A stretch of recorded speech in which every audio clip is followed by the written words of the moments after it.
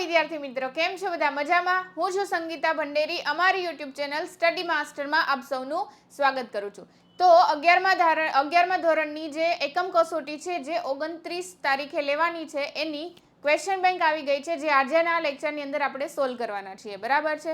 તો મારી સાથે વિડીયોના અંત સુધી બન્યા રહેજો, જેથી કરીને દરેક ક્વેશ્ચનના આન્સર તમને સરળતાથી મળી શકે.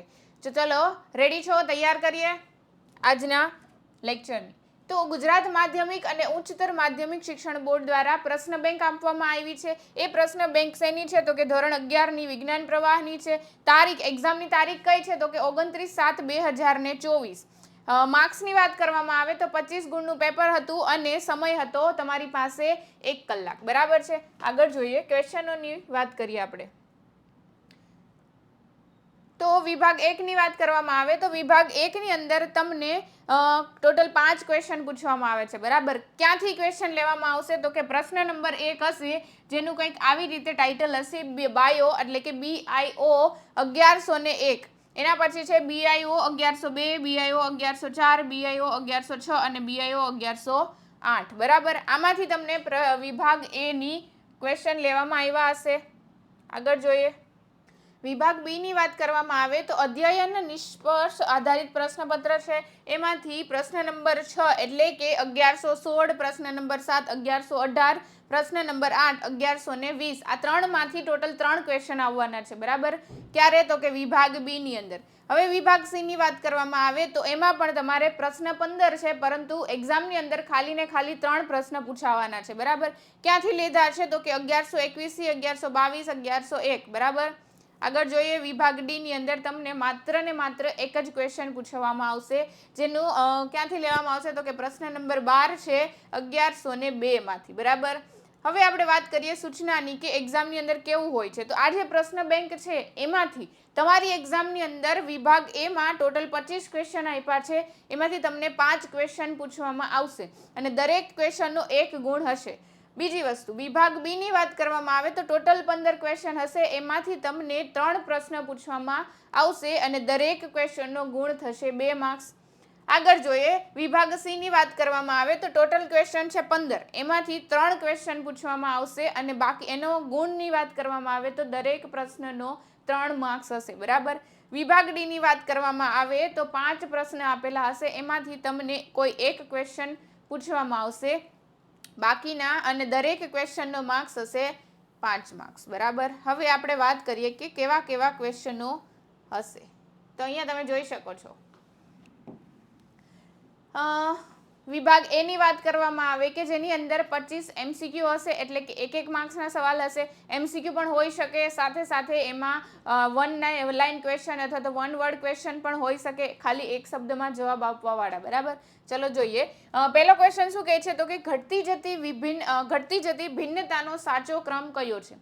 આગળના લેક્ચરની અંદર આપણે આગળના વિડિયાની અંદર મેં વાત કરેલી કે ક્વેશ્ચન બેંક આધારિત પ્રશ્નની અંદર તમને મેં IMP આપેલા. બરાબર?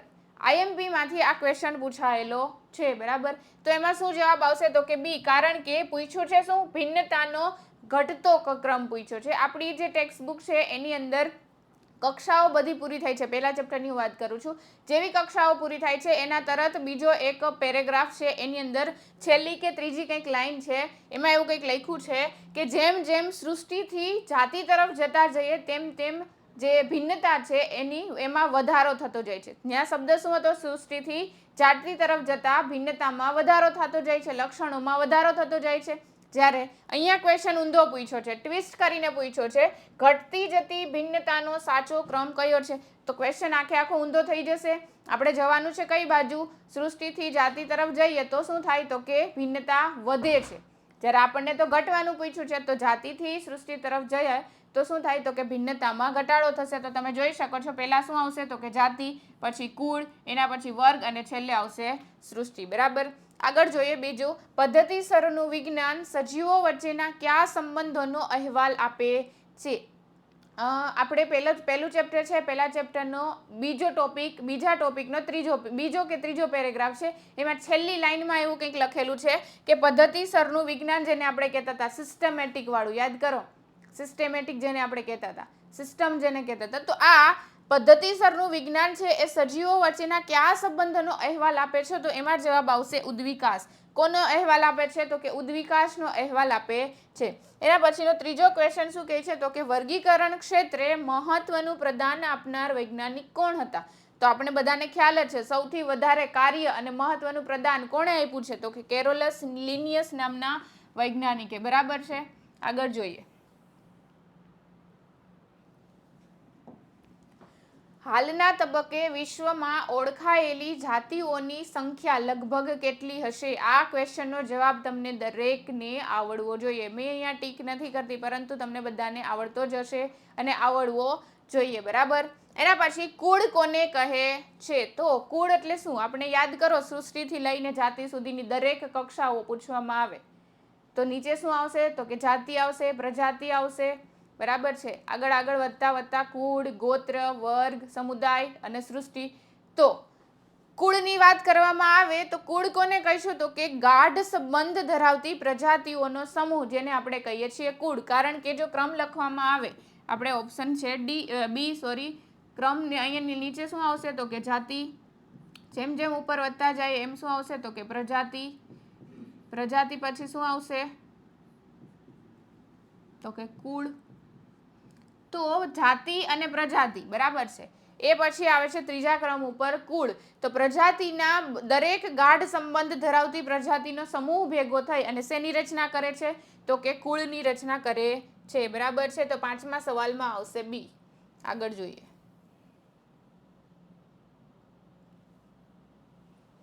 શું કહે છે? છઠ્ઠો ક્વેશ્ચન, નીચે પૈકી કયું નામકરણના નિયમો સાથે સુસંગત નથી? જો બેટા નથી કીધું છે, ખાસ યાદ રાખજો. અહીંયા ના પાડી છે, કારણ કે જ્યારે ક્વેશ્ચનો સોલ્વ કરાવ્યા હતા મેં, ત્યારે પણ મેં કીધું હતું નથી છે, પૂછ્યું છે, સાચું છે, અથવા તો સુસંગત છે, અસંગત છે. બરાબર. આવા જે શબ્દો છે એ ખાસ ભાર મૂકવામાં આવે છે શબ્દો ઉપર. બરાબર. નીચે પૈકી કયું નામકરણના નિયમો સાથે સુસંગત નથી? બરાબર. જો નામકરણના નિયમો આપણે બધાને ખબર છે, 4 નિયમો છે. એમાંથી એક ખોટું છે, એ તમારે દર્શાવવાનું છે. હસ્તલિખિત નામ હોય ત્યારે દરેક શબ્દ નીચે લીટી કરવી. આ વિધાન કેવું છે? તો કે સાચું છે. કારણ કે જો આપણે હાથેથી લખતા હોય મેન્જીફેરા ઇન્ડિકા, તો નીચે અંડરલાઈન કરીએ છીએ. બરાબર. હવે વૈજ્ઞાનિક નામનો પ્રથમ શબ્દ શેનો છે? તો કે પ્રજાતિનો છે. જ્યારે બીજો શબ્દ શેનો છે? તો કે જાતિનો. મેન્જીફેરા શું છે? પ્રજાતિ છે. ઇન્ડિકા શું છે? એની જાતિ છે. તો આ વિધાન પણ કેવું છે? તો કે સાચું છે. હવે વૈજ્ઞાનિક નામ કોઈ પણ ભાષામાં લખી શકાય છે. ઉર્દુમાં, ગુજરાતીમાં, હિન્દીમાં, ઇંગ્લિશમાં, કોઈ પણ ભાષામાં લખી શકાય છે. આવું સાચું છે નહીં. નિયમો આવું કંઈ કહેતું નથી. તો આ વિધાન કેવું છે? તો કે ખોટું છે. વૈજ્ઞાનિક નામ લેટિન ભાષામાં અથવા તો ઇટાલિક ભાષામાં લખાય છે, આપને ચોક્કસ ખ્યાલ છે. બરાબર. તો આ વિધાન પણ કેવું છે? તો કે સાચું છે. તો આપણને ક્વેશ્ચન શું છે? સુસંગત નથી અથવા તો અસંગત છે. બરાબર. તો એમાં કયું આવશે? તો કે વિકલ્પ સી આવશે. બરાબર. એના પછીનો 7મો ક્વેશ્ચન, પોલિમોનિયલ્સ ગોત્રનો આધાર ખાલી જગ્યા છે. પોલિમોનિયલ્સ છે એ કોનું ગોત્ર છે? તો કે વનસ્પતિનું ગોત્ર છે. અને આ વનસ્પતિમાં શું છે? તો કે પુષ્પીય લક્ષણોના આધારે પોલિમોનિયલ્સને ગોત્રનો આધાર આપેલો છે. બરાબર. આગળ જોઈએ. શું કહે છે? 8મો ક્વેશ્ચન, વાયરસ શું સૂચવે છે? શું ધરાવે છે? વાયરસની અંદર જનીન દ્રવ્ય તરીકે શેની હાજરી છે? તો ડીએનએ અને આરએનએ બંનેની હાજરી હશે. એટલે કે ડીએનએ અથવા તો આરએનએ. અથવા નહીં આવે, પરંતુ અન્ય આવશે. ના, બરાબર છે, સી જ આવશે. ડીએનએ અથવા તો આરએનએ. ડીએનએ, આરએનએ કે ડીએનએ એવું આપણી ટેક્સ્ટ બુકની અંદર લખેલું છે. બરાબર. જો આવી રીતે ક્વેશ્ચનમાં તમે કન્ફ્યુઝ થઈ શકો છો. 9મો ક્વેશ્ચન, બ્રેડ મોલ્ડનું સાચું નામ શું છે? જેને આપણે રાઇઝોપસ કહેતા હતા. બરાબર. બ્રેડ મોલ્ડને શું કહીએ છીએ? તો કે રાઇઝોપસ કહીએ છીએ. બટાટામાં વિરોઇડ્સના કારણે કયો રોગ થાય છે? બટાટામાં થશે ત્રાકમય ગ્રંથિલ. કારણ કે બટાટાનો આકાર છે એ ગ્રંથિલ આકાર થતો હતો. યાદ કરો, આવો કંઈક આકાર થતો હતો. લાંબા લાંબા બટાકા થતા હતા. ક્રિમીર તો આવશે નહીં, ગેરું નહીં આવે, અંગારિયો નહીં આવે. બરાબર. તો આગળ વધીએ. મોસના જીવનચક્રની પ્રભાવી અવસ્થા જણાવો. 2 અવસ્થા છે. કઈ? તો કે જન્યુજનક અને બીજાણુજનક. એમાંથી મોસની અંદર શું આવશે? તો કે જન્યુજનક.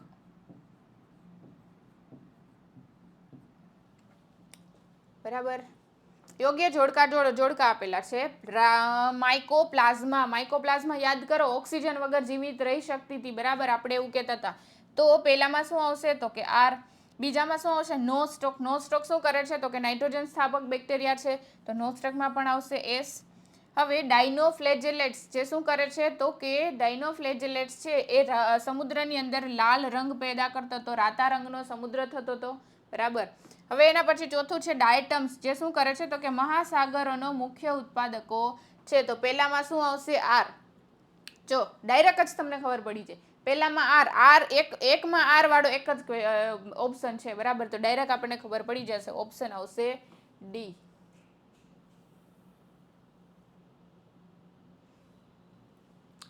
ઇન્ફ્લુએન્ઝા ખાલી જગ્યાથી ફેલાતો રોગ છે. કેટલો ઈઝી સવાલ છે. ઇન્ફ્લુએન્ઝા વાયરસથી થાય છે ને બધાને ખ્યાલ જ છે. કીટભક્ષી વનસ્પતિના કોઈ પણ બે ઉદાહરણ આપો. કીટભક્ષી વનસ્પતિની અંદર બે ઉદાહરણ કીધું છે તો પહેલું આવશે કળશપર્ણ, પછી છે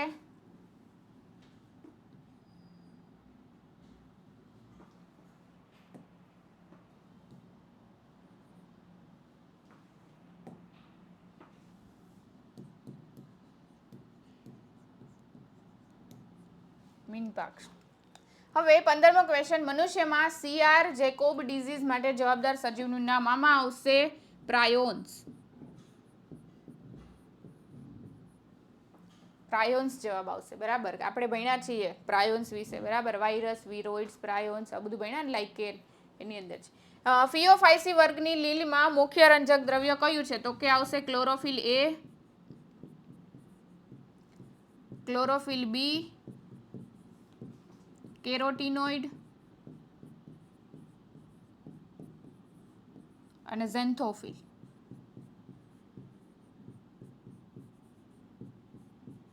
આ બધા એના કેવા છે તો કે મુખ્ય રંજક દ્રવ્ય છે ફિયોફાઇસી લીલના, બરાબર. આગળ જોઈએ, અભિકોષનું કાર્ય જણાવો. અભિકોષ શું કરે છે? યાદ કરો, અભિકોષ ક્યાં આવતો હતો, બરાબર. અભિકોષનું કાર્ય શું છે તો એ કરે છે નાઇટ્રોજનનું સ્થાપન,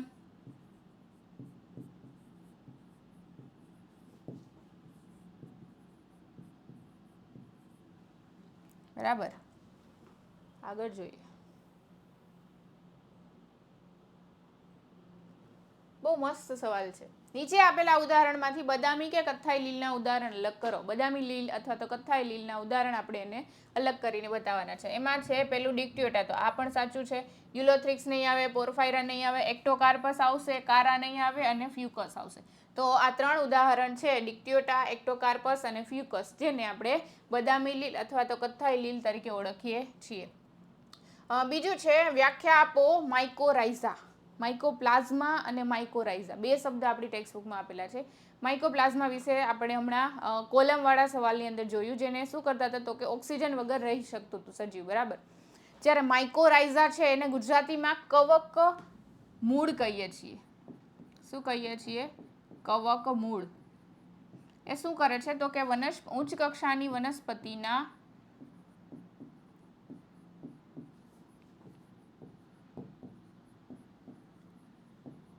ઉચ્ચ કક્ષાની વનસ્પતિના મૂળ સાથે ફૂગનું સહજીવન.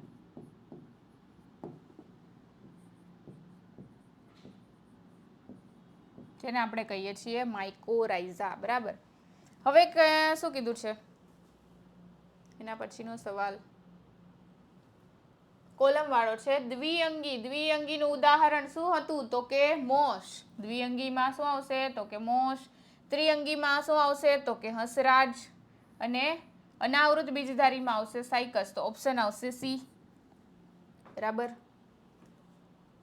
આગળ જોઈએ, તે પાણીને રોકવાની તેની ક્ષમતાને કારણે જીવંત પદાર્થોની જરૂરી હેરફેર માટે ઉપયોગી છે. આમાં શું આવશે તો કે લીલ. લીલનો ઉપયોગ થશે. સૂક્ષ્મપર્ણી અને મહાપર્ણી ત્રિઅંગી વનસ્પતિના નામ આપો. સૂક્ષ્મપર્ણી અને મહાપર્ણી. સૂક્ષ્મપર્ણીમાં આવશે સેલાજીનેલા. શું આવશે તો કે સેલાજીનેલા. મહાપર્ણીમાં આવશે રાજ.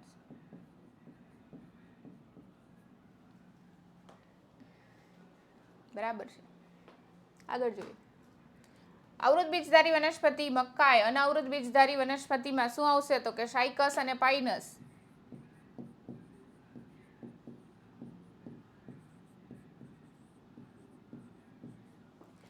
લીલ અને ફૂગ કઈ દ્રષ્ટિએ અલગ પડે છે તો કે કોષ દિવાલની દ્રષ્ટિએ અલગ પડે, પોષણની દ્રષ્ટિએ પણ અલગ પડે છે અને સંચિત ખોરાકની દ્રષ્ટિએ પણ અલગ પડે છે. તો આપેલ તમામ આવશે. બરાબર. તો આ હતા 24 ક્વેશ્ચન. હજી એક ક્વેશ્ચન બાકી છે 25મો. શું કહે છે તો કે સ્ટાર્ચ કોની અંદર આવશે તો કે લીલી લીલની અંદર આવશે. મેનિટોલ કોની અંદર આવશે તો કે બદામી લીલની અંદર આવશે. જેવી આપણે લીલ પૂરું કર્યું હતું એટલે એક ટેબલ આપેલું છે આપણી ટેક્સ્ટબુકની અંદર. આ ટેબલની અંદર દરેક વસ્તુ લખેલી છે. જો તમને ડિટેલ યાદ ના રહેતી હોય તો તમે ટેબલ યાદ કરી શકો છો. બરાબર. આગળ જોઈએ.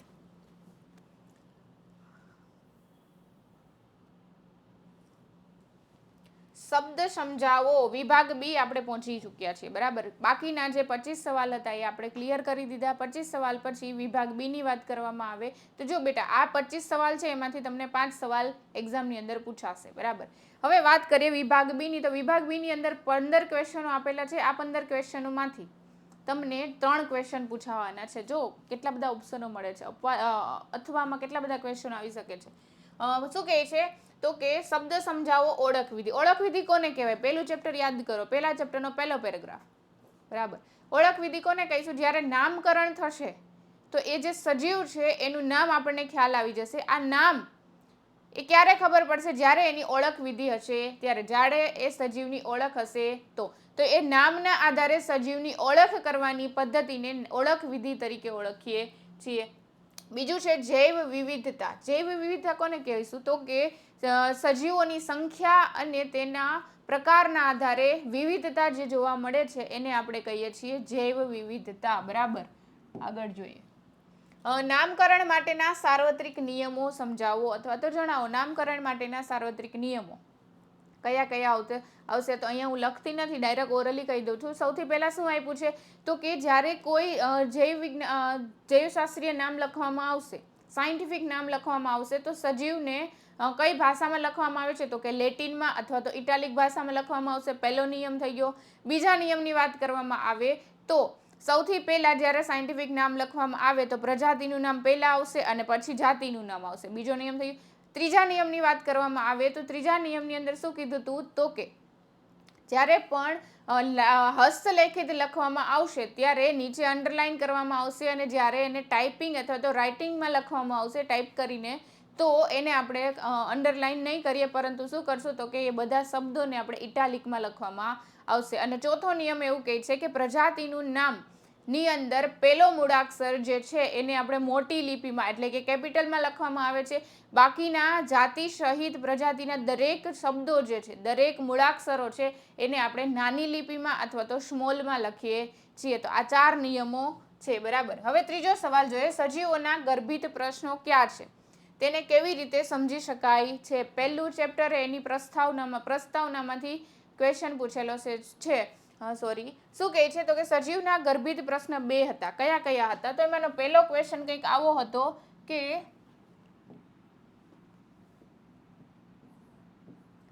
સજીવ છે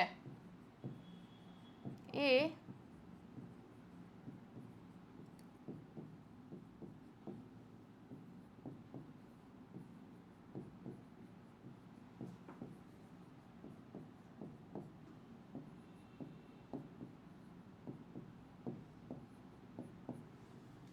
સજીવ છે એ નિર્જીવ કરતા કઈ બાબતે અલગ પડે છે? એ પહેલો ક્વેશ્ચન હતો. અને બીજું છે કે બીજો ક્વેશ્ચન શું છે તો કે જીવનનો હેતુ શું છે? શું આવશે?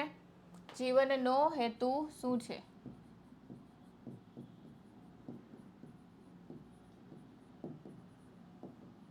2 સવાલ થઈ ગયા. હવે સમયાંતરે વર્ગીકરણ પદ્ધતિમાં આવેલા બદલાવ વિશે સમજાવો. તો આની અંદર તમારે દરેક પ્રકારની વર્ગીકરણ પદ્ધતિ લખવાની થશે. દ્વિનામી નામકરણ, પછી વિટેકરે આપેલી 5 સૃષ્ટિ વર્ગીકરણ, ત્રિક્ષેત્રીય વર્ગીકરણ. બરાબર. આ દરેક પદ્ધતિ લખવાની થશે.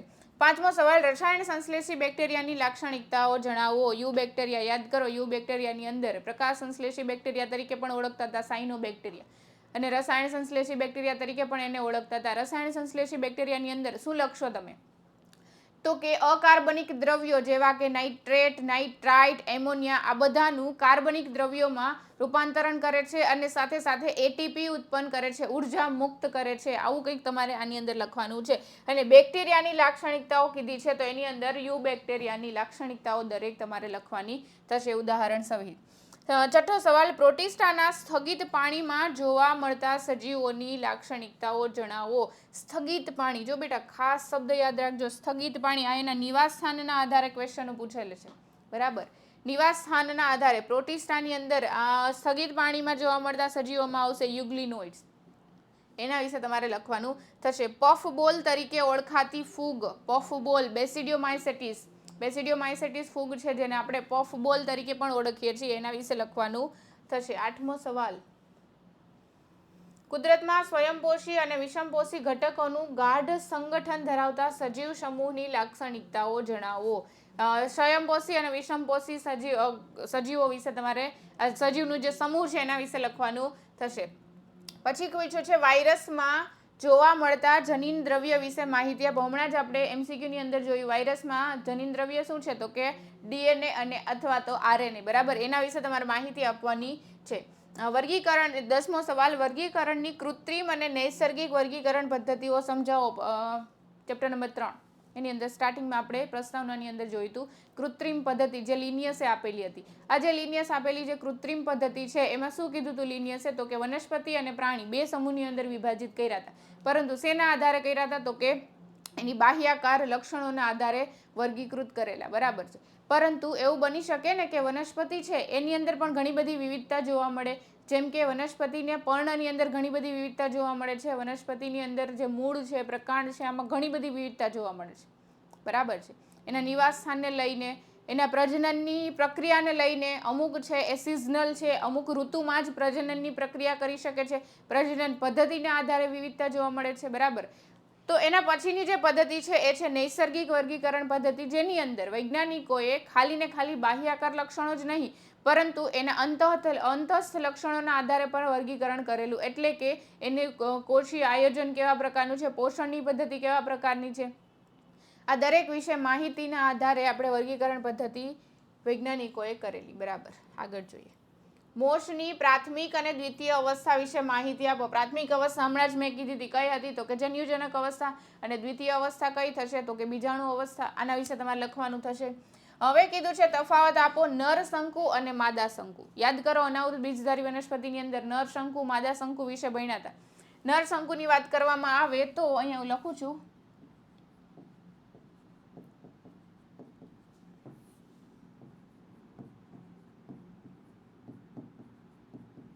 નર શંકુ આપણે એને લઘુ બીજાણુ કહેતા હતા. લઘુ બીજાણુ ધાની ધરાવે છે.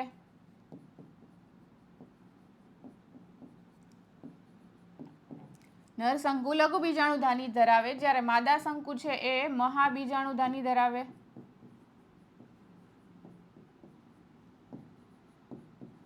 હવે વાત કરીએ નર શંકુની, તો આની અંદર યાદ કરો આપણે એવું કીધું હતું કે કોષો છે એની સંખ્યામાં ઘટાડો થાય. કોષોની સંખ્યામાં ઘટાડો થાય અને શેનું નિર્માણ કરે તો કે પરાગરજનું નિર્માણ કરશે. જ્યારે આની અંદર શેનું નિર્માણ થશે તો કે અંડકનું નિર્માણ થશે. પરંતુ કઈ રીતે? સૌથી પહેલા એની અંદર હશે પ્રદેહ. પ્રદેહના કોષોની અંદર શું થશે? અર્ધીકરણની પ્રક્રિયા થશે. એટલે 4 મહાબીજાણુ માતૃકોષ બનતા હતા, 4 મહાબીજાણુ બનતા હતા મહાબીજાણુ માતૃકોષમાંથી. આ જે 4 મહાબીજાણુ છે એમાંથી 3 મહાબીજાણુ અવનત પામતા હતા, નાશ પામતા હતા. ખાલી ને ખાલી એક જ મહાબીજાણુ છે એ આગળ વધે છે, કાર્યશીલ રહે છે. એટલા માટે આપણે એક બીજાણુ વિકાસ તરીકે પણ ઓળખીએ છીએ. અને છેલ્લે શેનું નિર્માણ થશે તો કે અંડકનું નિર્માણ થશે. આવી વસ્તુ તમારે આની અંદર લખવાની થશે, બરાબર. તફાવત આપો લીલી લીલ અને રાતી લીલ. તો લીલી લીલ અને રાતી લીલની અંદર તમારે નિવાસ સ્થાનથી લઈ એની અંદર કેવા પ્રકારનું રંજક દ્રવ્ય આવે છે, એના ઉદાહરણ કેવા છે, એની અંદર પ્રજનન કઈ રીતે થાય છે, બરાબર. સાથે સાથે એનું ખોરાક સંગ્રહ કયા સ્વરૂપે કરે છે, સ્ટાર સ્વરૂપે કરે છે કે કાર્બોહાઈડ્રેટ સ્વરૂપે કરે છે, એના સ્વરૂપે કરે તમારે લખવાનું થશે. હવે લીલમાં પ્રજનન પદ્ધતિ સમજાવો. લીલની અંદર આપણે ભણ્યા હતા સમજન્યુક, લિંગી પ્રજનન કીધું છે બેટા, તો સમજન્યુક અને વિષમજન્યુક ભણ્યા હતા.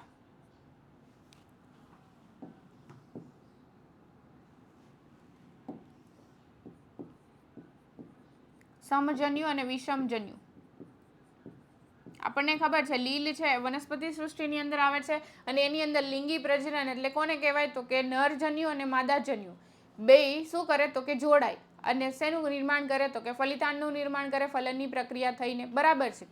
તો અહીંયા શું થાય છે તો કે લીલની અંદર લિંગી પ્રજનન જોવા મળે તો નરજન્યુની જરૂર પડશે, માદાજન્યુની જરૂર પડશે, પરંતુ જો આ નરજન્યુ અને માદાજન્યુ સમાન હશે તો એને આપણે સમજન્યુ કહેતા હતા, જ્યારે એના કદમાં અલગ હશે, અલગ અલગ પ્રકારના કદ ધરાવતા હશે તો એને આપણે કહેતા હતા વિષમ જન્યુક, બરાબર છે. આના વિશે તમારે લખવાનું છે. 15મો ક્વેશ્ચન, પ્રજીવોના મુખ્ય 4 મોટા સમૂહોના લક્ષણો જણાવો. પ્રજીવોના 4 સમૂહો યાદ કરો. પહેલો કયો હતો? અમીબાસમ, અમીબાસમ પ્રજીવ. બીજું કયું હતું તો કે કશાધારી. ત્રીજું હતું પક્ષમધારી. ચોથું હતું બીજાણુધારી પ્રજીવ, બરાબર. આના વિશે તમારે દરેક વિશે લખવાનું છે, ડિટેલમાં લખવાનું છે અથવા તો શોર્ટમાં પણ લખી શકો. એની અંદર આપણે ઉદાહરણ વિશે વાત કરેલી, કયા કયા પ્રકારના રોગો થાય છે, બરાબર. આ દરેક વિશે આપણે વાત કરેલી, બરાબર. હવે વિભાગ સી ની વાત કરવામાં આવે. વિભાગ સી ની અંદર પણ 15 ક્વેશ્ચન છે. 15માંથી ટોટલ 3 ક્વેશ્ચન તમને પૂછાવાના છે, બરાબર. પહેલો ક્વેશ્ચન છે વર્ગીકરણ, વર્ગક અને વર્ગીકરણ વિદ્યા. આ ત્રણેયની તમારે સમજાવવાનું છે, એટલે ત્રણેય વિશે તમારે વ્યાખ્યા લખવાની છે. કોને કહેવાતા વર્ગીકરણ, કોને કહેવાય છે વર્ગક અને કોને કહેવાય છે વર્ગીકરણ વિદ્યા, બરાબર. આના વિશે સમજાવવાનું છે. એના પછીનો સવાલ છે ગોત્ર, વર્ગ અને સમુદાય ની કક્ષાઓ ઉદાહરણ આપીને સમજાવો. કોને કહેતા હતા ગોત્ર? તો કે કુળ ભેગા કરી ને ગોત્ર બનાવતા હતા. વર્ગની વાત કરવામાં આવે તો ગોત્ર ભેગા કરીને વર્ગ બનાવતા હતા. સમુદાયની વાત કરવામાં આવે તો વર્ગ ભેગા થઈને શેની રચના કરે છે? સમુદાય અથવા તો વિભાગની રચના કરે. જો પ્રાણી સૃષ્ટિની વાત થતી હોય તો સમુદાય આવશે, વનસ્પતિ સૃષ્ટિની વાત થતી હોય તો વિભાગ આવશે. હવે મનુષ્ય, ઘઉં અને આંબાનું ત્રીજો ક્વેશ્ચન શું કહે છે? મનુષ્ય, ઘઉં અને આંબાનું વૈજ્ઞાનિક નામ અને એની વર્ગીકરણીય કક્ષા જણાવો. પેલું ચેપ્ટર યાદ કરો, એની અંદર યલો કલરનું ટેબલ આપેલું છે. આ ટેબલની અંદર દરેક વિશે માહિતી લખેલી છે. તો વાત કરીએ મનુષ્યની તો એનું સાયન્ટિફિક નામ શું થશે તો કે હોમો સેપિયન્સ. ઘઉંની વાત કરીએ તો ટ્રિટિકમ એસ્ટિવમ. આંબાની વાત કરીએ તો મેન્જીફેરા ઇન્ડિકા. હવે એના દરેકની વર્ગીકરણ કક્ષાઓ તમારે લખવાની થશે. આગળ વાત કરીએ વાયરસના અભ્યાસમાં વિવિધ વૈજ્ઞાનિકોનો ફાળો જણાવી તેની રચના સમજાવો. ઘણા બધા વૈજ્ઞાનિકો આવ્યા હતા. પાસ્ચર આવ્યા હતા, બરાબર. પાસ્ચરે શું કીધું હતું તો કે વાયરસ છે એક પ્રકારનું ઝેરી રસાયણ છે. ઇવાનોવિસ્કી આવ્યા હતા. એણે શું કર્યું હતું? ટોબેકો મોઝેઇક વાયરસ ઉપર પ્રયોગ કરેલા. પછી એના પછી આવ્યા હતા બેન્જેરિક, બરાબર. એણે શું કર્યું હતું તો કે તમાકુના છોડ ઉપર પ્રયોગો કર્યા હતા. સ્ટેનલી આવ્યા હતા છેલ્લે, સૌથી છેલ્લે. એણે શું કીધું હતું તો કે વાયરસ છે એની રચના કેવી છે તો કે સ્ફટિકમય રચના છે. તો આ 4 વૈજ્ઞાનિક વિશે તમારે લખવાનું છે અને એણે જે કાર્ય કરેલું હતું એના વિશે પણ તમારે લખવાનું છે. તો કે વાયરસનો બીજો કે ત્રીજો પેરેગ્રાફ છે એ આખો લખવાનો થશે.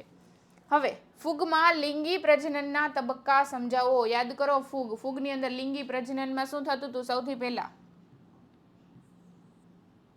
જીવરસ સંયુગ્મન થતું હતું.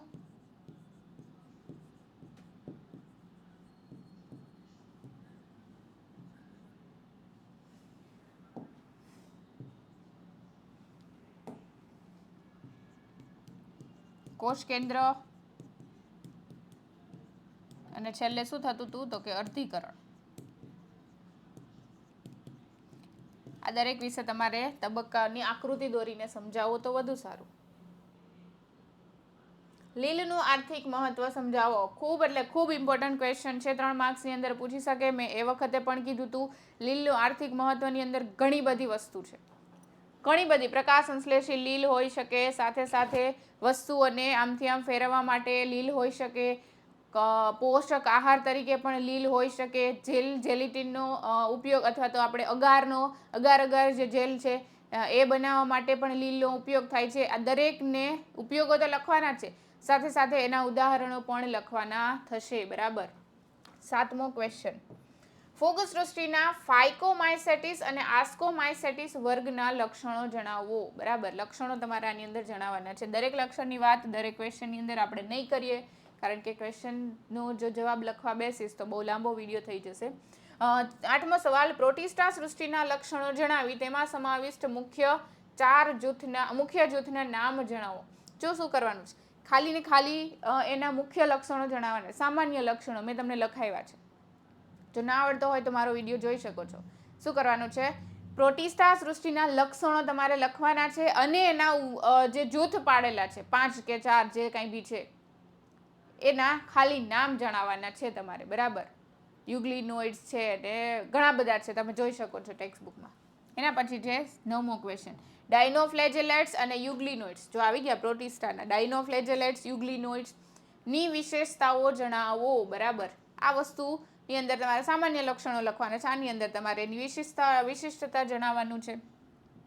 આગળ જોઈએ, વિરોઇડ્સ, પ્રાયોન્સ અને લાઇકેન્સ વિશે માહિતી આપો. વિરોઇડ્સ વિશે વાત કરવાની છે. પ્રાયોન્સમાં હમણાં આપણે જોયું CR જેકોબ મોનાડ નામનો રોગ થાય છે મનુષ્યના શરીરની અંદર, એના વિશે વાત કરવાની છે. લાઇકન્સ છે એ ફૂગ અને લીલનું સહજીવન છે, એના વિશે વાત કરવાની છે, બરાબર. આ દરેક વસ્તુ તમારે લખવાની થશે. કૃત્રિમ, નૈસર્ગિક અને જાતિ વિકાસીય વર્ગીકરણ પદ્ધતિઓ સમજાવો. 3જા ચેપ્ટરનું સ્ટાર્ટિંગમાં પ્રસ્તાવનાની અંદર આપેલી છે. કૃત્રિમની હમણાં આપણે વાત કરી, નૈસર્ગિકની વાત કરી, જાતિ વિકાસીય વર્ગીકરણ પદ્ધતિ સમજાવતા. આ ત્રણેય વિશે તમારે સમજાવવાનું છે. ક્લોરોફાઇસી વર્ગમાં સમાવિષ્ટ લીલની લાક્ષણિકતાઓ જણાવો. ક્લોરોફાઇસી એટલે કે હરિદ્રવ્ય કયો આવશે? ક્લોરોફિલ. એટલા માટે એને લાલ લીલ અથવા તો ક્લોરોફાઇસી, સોરી લાલ નહીં પણ લીલી લીલ, સોરી. 13મો ક્વેશ્ચન, વાહક પેશીઓ ધરાવતી સૌ પ્રથમ ભૂમિ નિવાસી વનસ્પતિઓના લક્ષણો જણાવો. વાહક પેશી કોણ વનસ્પતિ ધરાવે? તો કે ત્રિઅંગીઓ. અને સૌ પ્રથમ ભૂમિ નિવાસી વનસ્પતિ પણ કઈ છે? તો કે ત્રિઅંગીઓ. એના વિશે તમારે લખવાનું છે. લીવરવર્ટનું નિવાસન. જો બેટા અહીંયા જેટલું પૂછ્યું હોય આ ક્વેશ્ચન આપણે ઓલાની અંદર આવી ગયો છે, ઇમ્પોર્ટન્ટ ક્વેશ્ચનની અંદર આમાંથી ઘણા બધા ક્વેશ્ચનો આવી ચૂક્યા છે, બરાબર. તો લીવરવર્ટનું નિવાસસ્થાન પૂછ્યું છે, વનસ્પતિનો દેહ કેવો છે એવું પૂછ્યું છે, અને પ્રજનનની પદ્ધતિ કઈ છે એના વિશે તમારે લખવાનું છે. છેલ્લો ક્વેશ્ચન, બદામી લીલ અથવા તો કથ્થાઈ લીલના લક્ષણો જણાવો. હવે વાત કરીએ આપણે વિભાગ ડી ની, જેની અંદર 5 જ ક્વેશ્ચન છે. એમાંથી એક ક્વેશ્ચન તમને પૂછાઈ શકે છે. વર્ગીકૃત શ્રેણી એટલે શું? તેનો ચડતો ક્રમ દર્શાવો. અને ચડતો ક્રમ દર્શાવવાનો છે એટલે જાતિથી લઈને સૃષ્ટિ સુધીનું દરેક વસ્તુ તમારે સમજાવવાની છે. જાતિ, પ્રજાતિ અને કુળની કક્ષાના ઉદાહરણ સાથે સમજાવો. 5 માર્કના સવાલ છે એટલે દરેક વસ્તુ લખવી પડશે. એની કઈ રીતે એની રચના થાય છે, કોને કહેવાય કુળ, કોને કહેવાય જાતિ, કોને કહેવાય પ્રજાતિ, બરાબર. સાથે સાથે એના ઉદાહરણ પણ લખવાના છે. વનસ્પતિ અને પ્રાણીના દરેકના અલગ અલગ ઉદાહરણ લખજો. મોનેરા સૃષ્ટિના સભ્યોની લાક્ષણિકતાઓ વર્ણવો. મોનેરા સૃષ્ટિના સભ્યો એની લાક્ષણિકતા તમારે જણાવવાની છે. પછી પૂછ્યું છે ફૂગ સૃષ્ટિના લાભ અને ગેરલાભ જણાવી તેના મુખ્ય વર્ગોના એક ઉદાહરણ સાથે માત્ર નામ જણાવો. વર્ગ જણાવવાનું છે અને એનો ઉદાહરણ જણાવવાનું છે. વર્ગના અંદરના લક્ષણો જણાવવાના નથી, બરાબર. અને ફૂગ સૃષ્ટિના લાભ ને ગેરલાભ જણાવવાના છે. પછી જો ત્રિઅંગી વનસ્પતિ, ફરી પાછી આવી. ત્રિઅંગી વનસ્પતિની લાક્ષણિકતાઓ વર્ણવો. આગળ પણ આવી હતી, ફરી પાછી આવી. તો ત્રિઅંગી વનસ્પતિ ખૂબ ઇમ્પોર્ટન્ટ છે, ફાઇનલ એક્ઝામમાં પણ પૂછાઈ શકે છે. અનાવૃત બીજધારી વનસ્પતિની લાક્ષણિકતા વર્ણવો. અનાવૃત બીજધારી વનસ્પતિ, આ સવાલ પણ આપણે આવી ચૂક્યો છે આગળના વિડીયોની અંદર, બરાબર, જેની અંદર આપણે ઇમ્પોર્ટન્ટ IMP ક્વેશ્ચન જોયા હતા. અનાવૃત બીજધારી વનસ્પતિ છે એની લાક્ષણિકતાની અંદર તમારે દરેક સામાન્ય લક્ષણો લખવાના છે. સામાન્ય લક્ષણોની સાથે સાથે ઉદાહરણ, એની અંદર પ્રજનનની પદ્ધતિ કઈ છે, એનું જીવનચક્ર શું છે, મુખ્ય અવસ્થા કઈ છે, બરાબર. આ દરેક વસ્તુ તમારે લખવાની થશે. આ હતી તમારી એકમ કસોટીની પ્રશ્ન બેંક. તો આશા રાખું છું કે તમને મજા આવી હશે. જો મજા આવી હોય તો વિડીયોને લાઇક કરી દેજો, અમારી ચેનલને સબસ્ક્રાઇબ કરી દેજો, તમારા મિત્ર સાથે શેર પણ કરજો.